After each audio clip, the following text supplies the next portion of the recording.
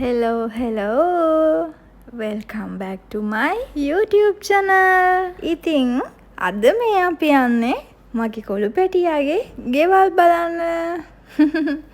ගෙවල් බලන්න කිව්වට ඇත්තටම ගෙවල් බලන්නත් නෙමෙයි. ඉතින් එයාගේ බර්ත්ඩේ එක මමයි එයයි තනියමනේ සැමරුවේ. ඒ නිසා මට හිතුණා එයාගේ ගෙදරත් එක්ක එකතු වෙලා චූටි පාටියක් දාන්න. ඉතින් අපි මේ ආවේ රත්නපුරේ තියෙන ග්‍රෑන්ඩ් සිල්වරේ හොටෙල් එකට.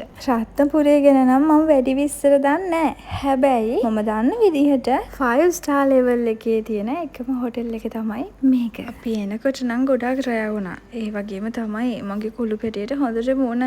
ඉතින් මම මේක කලින් ලෑස්ති කරගත්ත නිසා හැමෝටම ඉන්වයිට් කරපු නිසා කැන්සල් කරන්න බැරි වුණා. උණ කියන ඒවා ඉතින් කිය හැදෙන්නෙත් නැහැනේ. ඔන්න බලන්නකො ඉතින් උණ පිටුව බර්ත්ඩේ එක සමරපු විදිහ.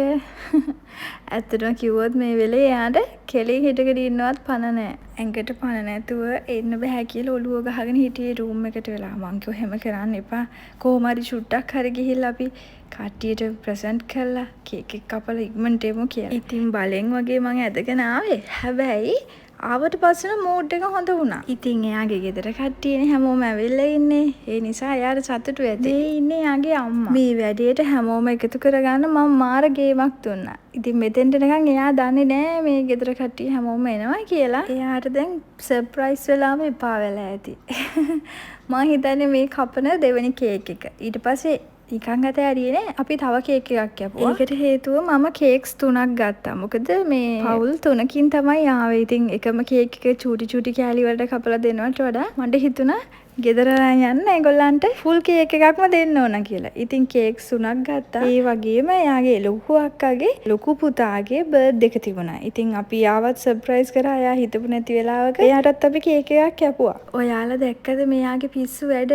මේ ඉන්නේ එයාගේ අනිත් අක්කගේ හස්බන්ඩ්. එයා මෙයාට කේක් කෑල්ලක් කවන මාල් ෆ්‍රයි එකක් දෙනවා. මෙයා කේක් කෑල්ල දෙන්නේ නැහැ. ඒ අස්සේ මම මෙයා කේක් කෑල්ල කවන ගානේ මගේ මූණේ ගායිද දන්නේ නැහැ කියලා බයට මම ඒක කවන්න දෙන්නෙත් නැහැ. ඒ මදිවට කේක් එකේ චොක්ලට් ටික ඔක්කොම මගේ දත්වල ගෑවිලා මට hina වෙන්නවත් බෑ. මොනා කියාච්චි කෙනෙක් වගේ හිටියේ.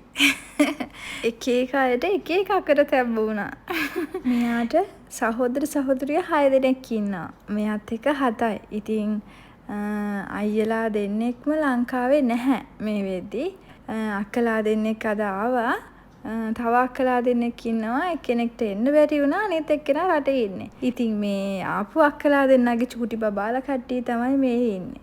ඉතින් මෙයාගේ පුංචිලා බාප්පලා මේ හැමෝම ආවා. අපි හැමෝම 20ක් විතර හිටියා. හදිසියෙ ලෑස්ති කරලා හැමෝම ආපු එක ගැන නම් හරිම සතුටුයි. ඉතින් මේ ඉන්නේ ලොකු අක්කගේ පුතා. එයා නම් ඉතින් මේ වෙලේ ලැජ්ජාවෙන් ඉන්නේ. මොකද කොල්ලෝ කැමති නෑනේ කේක් කපන්න. ඉතින් මගේ කෙනාවත් බොහොම අමාරුවෙන් තමයි කේක් එකක් කපන තත්ත්වයට මම පාත් කරගත්තේ. බලෙන් කේක් කපනවා කියන්නේ මෙන්න මේවට තමයි. ඉතින් කේක් විතරක් දීලා නිකන් ඉන්න බැහැනේ. අපි රෑ කෑමත් කෑවා. හැමෝම කෑම කන අතරතුර මෙයා මන් දිහා කන්න වගේ බලාගෙන ඉන්නවා. ඉතින් ඇත්තට මෙයා බලන් ඉන්නේ මම එයාට ඇවිල්ලා කවනකම්. හේතුව එයා සාමාන්‍යයෙන් මේ ලෙඩ හැදුනම හරි හුරතලේ. අතින්වත් කන්නේ නැහැ. මම ඉතින් මේ හැම මතකයක්ම එකතු කරගන්නේ කවදා හරි දවසක අපිට බලන්න ඉතුරු වෙන්නේ මෙච්චරයි. ජීවිතේ හැම මොහොතක්ම අපි ආතරය කරන අයත් එක්ක ගත කරන්න ලැබෙනකොට අපි ඒව මතකයක් හැටියට රඳව ගන්න ඕන. ඉතින් කාලා බීලා හැමෝටම හරිම මහන්සි. හැමෝම ගෙවල් වලට ගියා. ඉතින් ග්‍රෑන්ඩ් සිල්වර් එකෙන් අපි ගත්ත රූම් එක තමයි මේ තියෙන්නේ. මෙහෙම තිබුණාට මේ රූම් එක මාර ලොකුයි. ඉතින් මෙයාට උන නිසා අපිට රූම් එකේ රිවිව් එකක්වත් කරන්න හම්බුන්නේ නැහැ. රූම් එකට ආපු ගමන් ඉක්මනට කරේ එයාට වොෂ් එකක් දාන්න දීලා ඉක්මනට බෙහෙත් ටික පොලා නිදියන්න දැම්මා. මේ තියෙන බාත්රූම් එක. මේක ඇතුළේ හොඳ ස්පේස් එකක් තියෙනවා. මට ආරංචි වෙච්ච විදියට මේ හොටෙල් එකේ ඉන්ටීරියර් ඩිසයින් කරලා තියෙන ට්‍රැන්ගුලර් හොටෙල් එකේ ඉන්ටීරියර් ඩිසයින් කරපු ඩිසයිනර්ස්ලා. ඉතින් හොඳ නිින්දක් දාලා උදේම නැගිටලා අපි ගියා බ්‍රෙක්ෆාස්ට් ගන්න. ඉතින් මේ තියෙන්නේ ග්‍රෑන්ඩ් සිල්වර් එකේ බ්‍රෙක්ෆාස්ට් බුෆේ එක. ගොඩක් කැම ජාති තිබුණා. හැබැයි ඉතින් වැඩිය කන්න බෑ. මොකද අපි රෑ කෑවේ ගොඩක් පරක් වෙලානේ. ඉතින් අරයට නම් කොහොමත් කන්න බෑ. යාට උන නිසා අමාරුවෙන් තමයි චූට්ටක් කෑවේ. ලොකු බඩගින්නක් නැති නිසා චුට්ටක් කෑවා මිස ඇත්තටම කෑම නම් මාරම රසයි.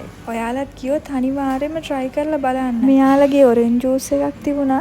ඒකත් super. මම ඇත්තටම මේම ගොඩක් බීම ಜಾති වලට කැමති නෑ. හැබැයි මට ඒක නම් මාරම රසයි. ඒ වගේම තමයි අපි ඊයේ ගත්ත birthday cakes එකමත් මාරම රසයි. ඔයාලගෙත් birthdays තියෙනවා මේ පැත්තේ ඉන්නවා නම් අනිවාර්යයෙන්ම මෙහෙන් cake එකක් අරන් try කරලා බලන්න. හොටෙල් එකෙන් අපි check out වුණා දවල් 12ට විතර.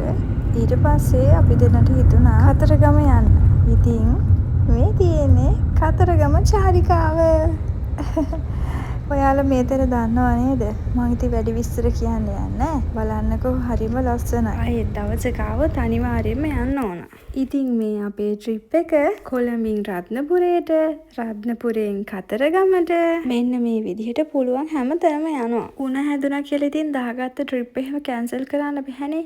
බෙහෙත් බීලා, උණු වතුර බීලා, රෙස්ට් කරන ගමන් අපි මේ ට්‍රිප් එක යන්නේ. ඉතින් අද අපි ආවා කතරගමට. ඉතින් මේ තියෙන්නේ මැණික් අඟ. සමහර අය දන්නවා, සමහර අය දන්නේ නැහැ. ඉතින් ඒ නිසා තමයි මම මේක විශේෂයෙන්ම කිව්වේ. මේ පඩිපෙළ නම් මං හිතන්නේ ළඟදී හැදුවේ. ළඟදී කියන්නේ මේ ඊයේ පෙරේද නෙමෙයි. දැන් අවුරුද්දකට දෙකකට විතර කලින් වෙන්න ඕන. මොකද මම අවුරුදු 4කට විතර කලින් එනකොට මේ විදිහට තිබුණේ නැහැ. මම මේ කියන දේවල් වල මොන හරි වැරදි අඩුපාඩු තියෙනවා නම් මට සමහ වෙන්න. ඔයාලා දැක්කද බෝඩ් එකකුත් දාලා තියෙනවා මේකේ කිඹුල්ලු ඉන්නවා කියලා. ඉතින් ඔයාත් ගියොත් එහෙම පරිස්සමින්. මොකද මේ වීඩියෝ එක බලන්නකෝ. කිඹුලා.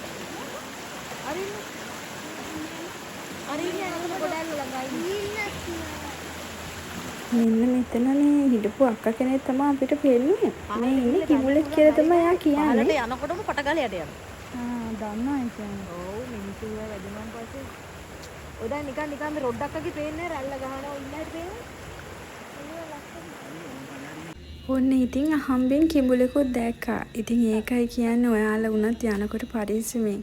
පුංචි බබාලා එහෙම ගොඩක් පරිස්සම් කරගන්නවා නේ. මොකද පොඩි අය දන්නේ නැහනේ.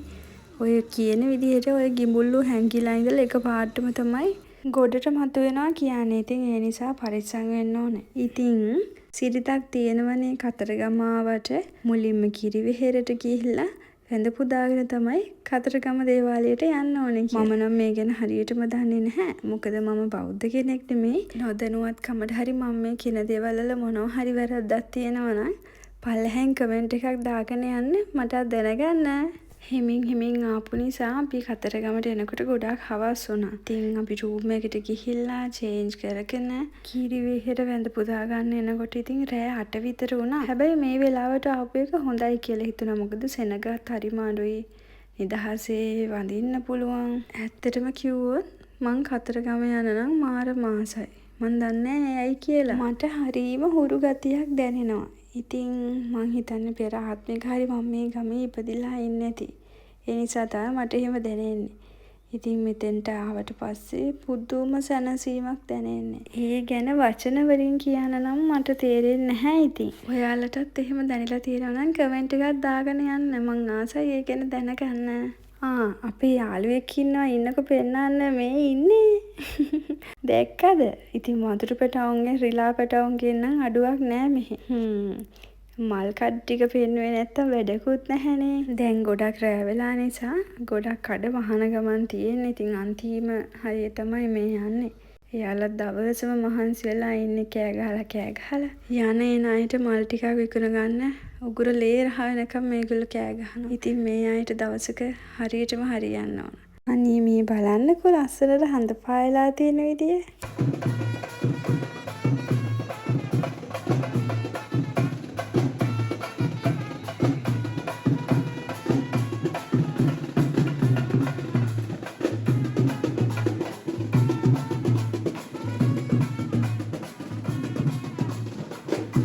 ඉතින් අපි දේවාලයට යනකොට එතන කට්ටියක් කාවාඩි නටනවා. හැබැයි ඉතින් බලාගෙන ඉන්න ආසයි. මටත් ගිහලා නටන්න හිතුණා.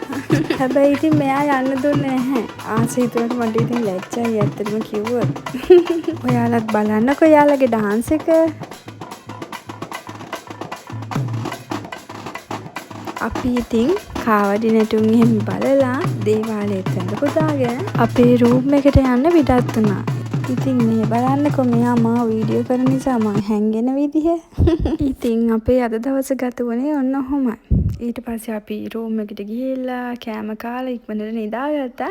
උදේ 9 විතර වෙනකන් නිදාගෙන උදේටත් කෑම කාලා තමයි එළියට බැස්සේ.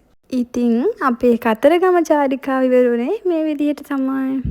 ඉස්සරහට වීඩියෝස් මුකුත් ගන්න බැරි වුණා. මෙයාට හොඳට මුණ වැඩි වෙලා කාර් එක මට ගන්න වුණා. ඒ අස්සේ මේ බලන්නකෝ මේ හරක් රැලකුත් හම්බුණා. එහෙනම් අදට මේ vlog එක මෙතනින් ඉවරයි. ආයෙත් අලුත් vlog එකකින් හම්බෙමු. බයි.